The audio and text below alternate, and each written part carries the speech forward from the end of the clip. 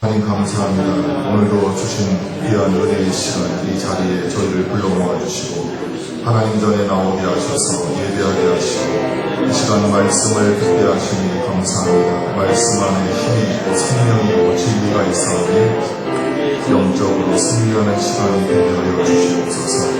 하나님 아버지, 성도들 마음의 문을 열어주시고 심령의 문을 열어주시옵소서. 하나님의 살아계신 음성을 듣고 아멘하여 화답하고 영광 돌리게 하여 주시고 하나님이여 지친 영혼과 육신이 힘을 얻는 시간이 되게 하여 주시옵소서. 아버지 하나님이여 병든 자들을 하나님 치료해 주시고 영육간의 새 힘을 얻게 하여 주시옵소서. 깨끗하게 치료해 주시기를 원합니다. 보혈의 피로 깨끗하게 씻어 주시옵소서. 하나님의 능력의 자원을 붙잡아 주시옵소서. 승리하는 교회, 승리하는 목회, 영광 돌리는 목회가 되게 하시고 그동안 조음을 붙잡아 주시옵소서. 감사하며 예수님 이름으로 기도하옵나이다. 아멘.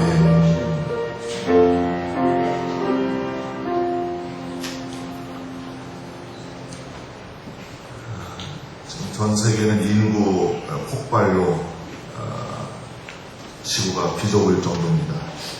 또 물가도 하늘 높은 줄 모르고 치솟고 있습니다. 금리가 인상이 됐죠. 또 경제적인 불경기는 회복될 기미를 보이지 않고 계속 악화되고 있습니다. 그야말로 생존 경쟁 속에 우리가 치열한 삶을 살고 있습니다. 그런 가운데 사람들은 불행하게도 양심의 소리를 묵살해버리고 어떤 수단과 방법을 써서라도 남보다 잘 살면 된다, 이런 사고방식이 우리 사회에 만연해 가고 있습니다. 물론 사람에게는 어느 정도의 소위 기본 양심이라는 것이 있습니다. 악하기로 따지면 1위를 다투는 로마의 네로 황제도 사형을 허락하는 최초의 그 사인을 할 때에 차라리 글을 안 배웠더라면 좋았을 텐데 이렇게 탄식을 했다고 합니다. 독일의 히틀러도 수많은 사람을 죽였지만 때때로 조용히 홀로 있는 시간에는 나는 정치에서 물러나서 고향에서 한가히 그림이나 그리며 살았으면 좋겠다, 이런 말을 했다고 합니다. 그러나 대부분의 사람들은 이렇게 자신의 양심의 소리에 귀를 기울이고 행동에 옮기지는 못합니다. 용기가 부족하기 때문이고 결단력이 약해서 자신의 삶의 변화가 나타나지를 못합니다. 한 연극의 그 줄거리를 말씀을 드리죠. 어느 가정의 며느리, 이름이 인희라고 하는데요. 며느리 인희를 또 시어머니 이 연극에서는 상주댁으로 그렇게 나옵니다. 평생 고된 시집살이를 시켰습니다. 그러다가 이 상주댁은, 시어머니는 갑자기 치매에 걸려서 하루에 12번도 넘게 며느리의 머리채를 휘어잡습니다. 남편이 있습니다. 인희의 남편 정 박사. 의료사고로 월급쟁이 의사 노릇을 하는 남편 정 박사는 이 아내의 고된 하루를 무심하게 지나쳐 버립니다. 마음이야 있겠죠. 그러나 못 본 채 눈 감아 버립니다. 또 딸이 있습니다. 백화점에 근무하는 딸 연수는 가족에게서 도망치듯 짜증나니까 집안 분위기가 매일 아침 출근을 서두릅니다. 아들이 있습니다. 삼수생 아들 정수는 입시에 대한 부담감에 방황을 합니다. 게다가 이 며느리 인희에게는 하나밖에 없는 피부치 동생이 있는데 이름이 근덕입니다. 이 근덕이는 돈만 생기면 노름판에 전 재산을 쏟아붓는 것도 모자라서 자기 아내를 구박하고 욕을 합니다. 그러던 어느 날 이 며느리 인희에게 자궁암 말기라는 판정이 내려집니다. 새로 지은 집으로 이사갈 꿈에 부풀어 있었는데 이 인희는 사랑하는 가족들과 세상에서 가장 아름다운 이별을 준비합니다. 이 내용은 MBC 창사 특집으로 방영되었던 드라마 세상에서 가장 아름다운 이별의 줄거리입니다. 작가가 노희경 씨인데요. 이분은 오랜 암 투병 끝에 돌아가신 자기 어머니를 그리워하며 실화적으로 쓴 그 소설입니다. 노희경 작가가 이런 말을 했습니다. 부디 젊은 우리는 부모님 살아계실 때 철들기를, 부디 세상의 모든 부모님들은 어리석은 자식이 철들 때까지 건강하게 사시기를 바랍니다. 대부분의 사람들이 자신의 양심이 살아있습니다. 그런데도 외면하고 어쩔 수 없는 현실에 파묻혀서 살고 있습니다. 이런 시대 속에 오늘 예수님은 의에 줄이고 목마른 자가 복이 있다 말씀하십니다. 의에 줄이고 목마른 자는 어떤 사람인가? 또 현재 저와 여러분들은 무엇에 줄이고 목말라 하며 우리는 살고 있는가? 이것을 오늘 살펴보려고 합니다. 의에 줄이고 목마른 사람은 하나님의 법을 최우선적으로 순종하며 지키고 삽니다. 세상의 법도 잘 지켜야 올바르게 사는 것처럼 성도들은 하나님의 법을 순종하며 잘 지켜야 의로운 사람이라고 합니다. 하나님의 법은 한마디로 하나님의 말씀입니다. 인류 첫사람 아담은 하나님의 법을 어기고 선악과를 따먹고 불의한 자가 되었습니다. 그리고 에덴 동산에서 쫓겨나고 말았습니다. 이와 같이 누구든지 하나님의 말씀을 어기면 죄인이 됩니다. 그리고 불의한 존재가 되고 맙니다. 그리스도인들은 내 힘이 아니라 성령의 능력을 받아서 하나님의 말씀에 항상 순종하는 의로운 삶을 살게 해달라고 간절히 기도하며 살아야 할 것입니다. 러시아의 3대 문학가 톨스토이, 투르게네프, 그리고 도스토예프스키가 있습니다. 이 도스토예프스키는 28살의 젊은 나이에 정치범으로 사형 선고를 받았습니다. 사형 집행 직전에 기적적으로 사면되어서 시베리아로 유배를 떠납니다. 시베리아 옴스크 감옥에서 보낸 4년은 역설적이게도 그에게 있어서는 축복의 시간이었습니다. 감옥에서 집중적으로 성경 통독을 하는 가운데 하나님을 만났기 때문입니다. 그는 회심을 경험했습니다. 그 척박한 환경 속에서 그가 얻은 값진 체험입니다. 그 체험은 나중에 제2의 성경이라 불리는 카라마조프가의 형제들이라는 소설로 꽃을 피웠습니다. 도스토예프스키는 이 작품을 가리켜서 내가 하나님을 증거하기 위해 썼다 이렇게 말했습니다. 좀 어려운 책인데요. 줄거리, 등장인물 3사람, 삼형제에 대한 그 이야기를 통해서 왜 우리가 하나님의 법을 지켜야 의로운 사람인가 이 내용을 말씀을 드립니다. 큰아들 드미트리라는 사람이 나오는데요. 아무리 인간적이고 이 사람의 캐릭터는 매우 인간적입니다. 동정심이 많습니다. 그리고 선을 많이 행합니다. 그러나 하나님을 믿지 않는 불신의 죄가 얼마나 큰지를 적나라하게 이 소설은 보여주고 있습니다. 둘째 아들 이반입니다. 이 사람은 매우 지식이 많습니다. 또 합리적인 사고를 가지고 있습니다. 그러나 도스토예프스키는 작은 지식이고 그리고 합리적인 사고라고 이야기하면서도 이것이 그에게 큰 교만이라는 죄를 만들어냈다고 밝히고 있습니다. 셋째 아들 알료샤, 이 사람은 하나님을 믿는다고 하면서도 가까운 가족부터 전도하지 않고 하나님을 전파하지 않고 있습니다. 그 믿음이 참으로 허황된 것임을 도스토예프스키는 밝히고 있습니다. 모든 사람은 하나님의 절대적인 말씀 앞에 순종하며 살 때에 의인이 되고 하나님이 그의 삶을 축복하신다고 하는 것입니다. 그러므로 우리들은 늘 하나님의 법을, 하나님의 말씀을 지키며 사모하며 살게 해달라고 기도하면서 살아야 할 것입니다. 두 번째로 의에 줄이고 목마른 사람은 예수님을 믿는 것입니다. 아담이 타락하고 하나님 앞에 의롭다고 인정을 받을 수 있는 사람은 한 사람도 없게 됩니다. 로마서 3장 10절에 바울은 의인은 없나니 하나도 없고 깨닫는 자도 없고 하나님을 찾는 자도 없고 다 치우쳐 함께 무익하게 되고 선을 행하는 자는 없나니 하나도 없도다, 이렇게 말합니다.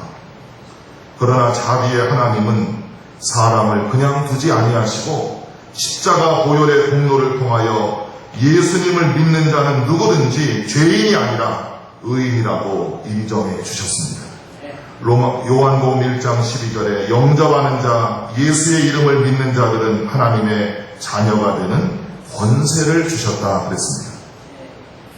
아무리 그가 윤리, 도덕적으로 훌륭한 사람이라도 예수님의 보혈의 피로 죄사함 받지 않으면 영원한 죄인으로 남게 되는 것입니다. 그러므로 예수님을 구주로 믿고 의인의 삶을 살아가는 것을 내 삶의 강한 소망으로 갈망하는 사람으로 우리는 살아가야 합니다. 믿음의 불모지, 복음의 사각지대였던 한 섬에서 한 20년 동안 모진 시집살이를 하고 또 남편에게 버림받은 이 고달픈 삶 가운데 살았던 한 여인이 예수님을 만났습니다. 그녀는 작은 나룻배에 몸을 싣고 이 섬 저 섬에 다니며 1년에 9켤레의 신발이 떨어지도록 섬 사람들을 섬겼습니다. 아픈 자에게는 의사처럼, 가난한 자에게는 구제자처럼, 외로운 이들에게는 엄마처럼. 물살을 가르고 복음을 들고 찾아간 그녀를 통해서 수많은 영혼이 생명을 얻었습니다. 그녀의 이름은 문준경 전도사입니다. 지난 고난주간에 교회에서 영화를 본 적이 있죠. 이 문준경 전도사님은 1950년도에 복음을 전한다는 죄 때문에 공산당의 죽창에 찔려서 순교를 했습니다. 전남 증도의 선교자 문준경 전도사님을 통해서 한국의 큰 지도자 김준권 목사님, 정태기 목사님, 이만신 목사님 등 68명의 목회자가 그곳에서 배출되었습니다. 그리고 지금 전남 신안군 증도는 전체 주민 2,200여 명 중에서 90% 이상이 예수님을 믿고 있습니다. 보십시오. 예수님을 믿고 의롭게 된 한 여인을 통해서 수많은 사람들이 역시 예수님을 믿고 의롭게 됩니다.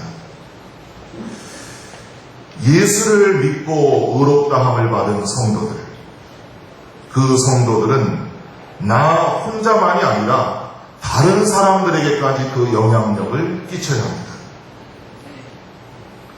예수를 믿어야 사람이 의롭게 됩니다. 아무리 양심적으로 그가 노력을 한다 해도 예수님을 믿고 거듭나야 새로운 삶을 살아갈 수가 있는 것입니다. 끝으로 양심을 저버리지 말아야 합니다. 하나님은 사람들의 마음속에 양심이라는 신호등을 주셨습니다. 죄를 지으면 양심의 신호등에 빨간불이 들어옵니다. 반대로 선한 일을 하고 하나님과 사람 앞에서 칭찬받을 행동을 하면 양심의 신호등은 파란불이 켜집니다. 세상에서 사는 동안 우리는 안타깝게 내 양심이 점점 흐려지고 있는 것을 보게 됩니다. 우리는 하나님께 기도하며 깨끗한 양심을 회복하고 살아가게 해달라고 하나님 앞에 기도해야 합니다. 지금 이제 그 핸드폰 시대는 점점 기울어가고 그 아이폰 시대가 되고 있습니다. 이 아이폰이 보급되면서 소위 그 트위터 열풍이 불고 있습니다. 트위터는 지금 우리가 쓰는 핸드폰으로는 한 글자를 40글자 정도 보내는데 이 아이폰으로 트위터를 이용하면은 약 140자 정도의 글자를 보낼 수 있습니다.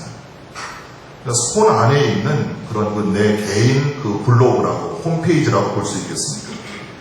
이것을 보내면은 이것을 지지하고 찬성하는 소위 팔로워들이 생깁니다. 지지한다는 것이죠. 소설가 이회수 씨 같은 경우는 개인적으로 한 10만 명 정도가 넘는 그런 개인 팔로워가 있다고 합니다. 어떤 사람은 21세기 관계형 커뮤니케이션이라 이렇게 트위터를 극찬합니다. 그런데 저는 우리 그리스도인들이 하나님의 말씀으로 거듭난 양심을 가지고 이 트위터를 선용한다면 얼마나 많은 그런 추종자들, 팔로워들이 생길까 그런 생각을 하게 됩니다.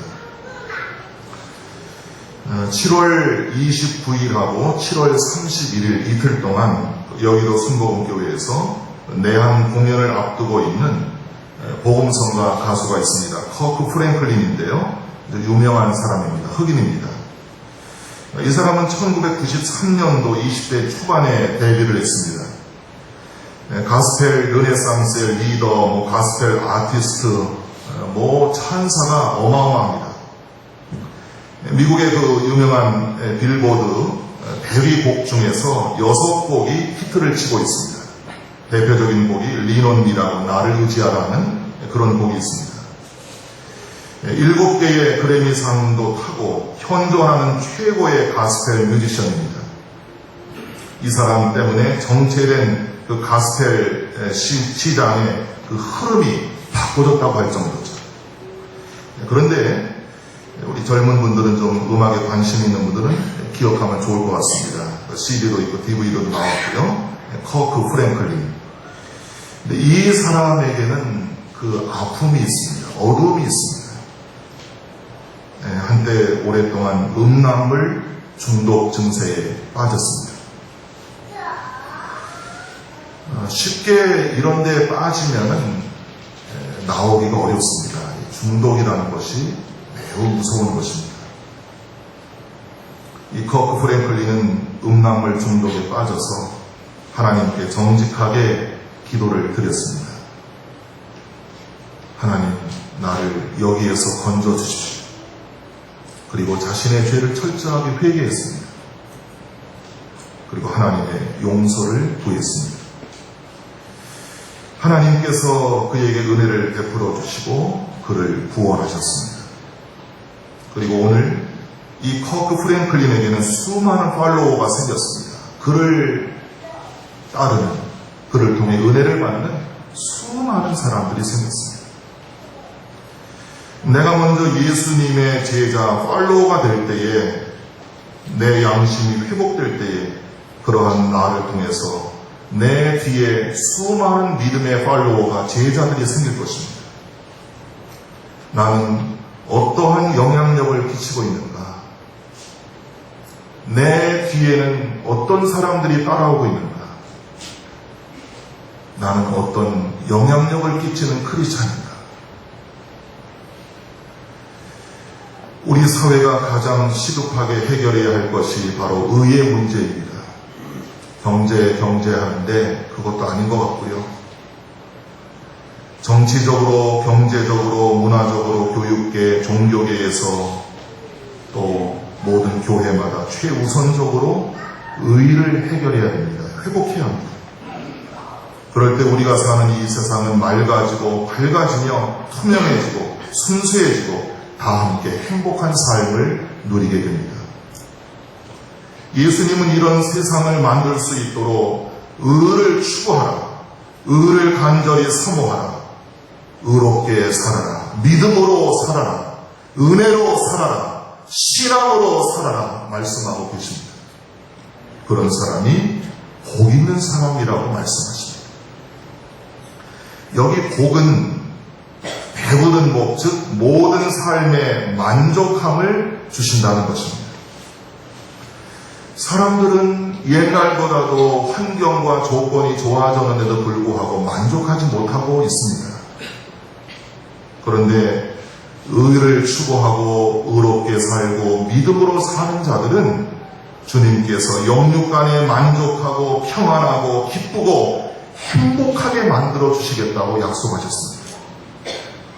이처럼 소중한 주님의 축복의 약속의 말씀을 믿지 못하고 어떤 사람들은 하나님 말씀대로 살고 믿음을 지키고 살고 정직하게 양심대로 살면 손해만 본다는 이런 걱정을 하는 사람들이 있습니다. 하지만 복의 근원이신 하나님 말씀과 신앙을 버리고 양심을 버리고 아무리 많은 소유를 가진다고 해도 그 결과는 결코 평안과 행복을 누릴 수가 없습니다. 멀지 않아 구멍 뚫린 전대처럼 궁핍해지고 말 것입니다. 또 그렇게 사는 사람들의 모습을 보면 항상 무엇인가 쫓기고 불안해하고 건강한 삶을 누리지 못하는 것을 우리가 봅니다. 오직 하나님의 말씀대로 의에 줄이고 목마른 자처럼 일송정 푸른 솔처럼 선구자적인 그런 그 믿음의 자세를 가지고 살아갈 때에 육체적으로 영적으로 배부르고 만족한 복을 우리는 받게 될 것입니다. 정신분석학의 권위자 칼 융 박사가 허무 노이로제 이론을 발표했습니다. 목표에 도달하면 의미가 사라지고 의미가 사라지면 목적이 없어지고 목적이 없어지면 사람들은 허무함에 끝난다. 뭔가 내가 원하는 것을 얻으면은 만족할 줄 아는데 끝은 허무라는 이야기입니다. 그러나 예수님이 말씀하신 대로 우리가 그대로 실천하면 의에 줄이고 목마른 자의 삶을 살면 전혀 허무하지 않고 완전한 만족과 기쁨과 행복의 삶을 살게 됩니다. 의에 줄이고 의에 목마른 자가 되게 하소서. 이것이 우리 모두의 간절한 기도의 제목이 되어야 합니다. 때로는 세상 사람들에게 바보라는 소리를 들을 수 있습니다. 그러나 예수님은 나에게 너는 나의 가장 좋은 친구야. 너는 나의 가장 지혜로운 자녀야. 이렇게 기뻐하시며 칭찬하시고 우리에게 복을 주십니다. 주님의 말씀에 힘을 얻고 용기를 내어서 오늘도 내일도 의에 줄이고 목마른 자의 삶을 살아갈 수 있기를 바랍니다. 찬송가 309장 같이 부르시고 기도하겠습니다. 309장입니다.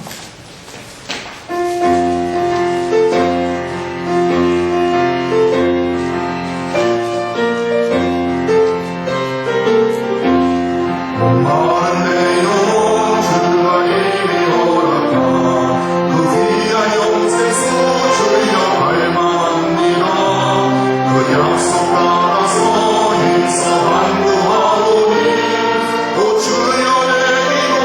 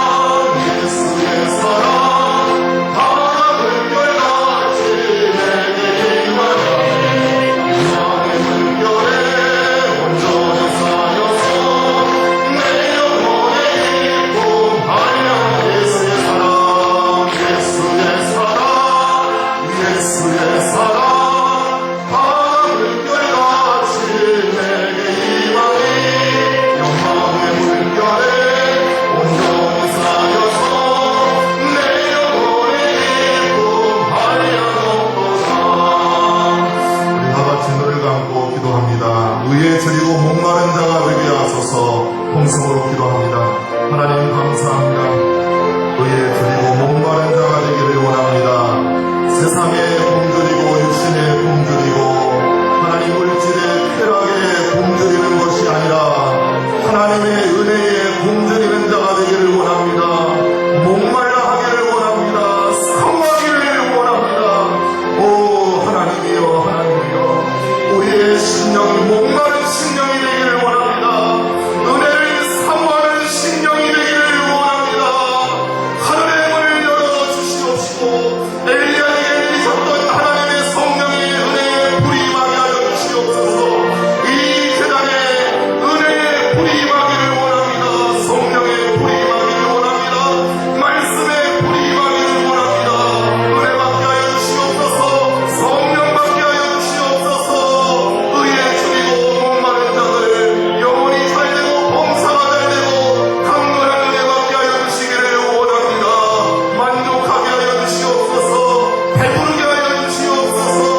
원망 불평이 사라지게 하여 주시고 범사에 감사하며 날마다 하나님을 찬양하며 사는 천국 백성들이 되게 하여 주시옵소서.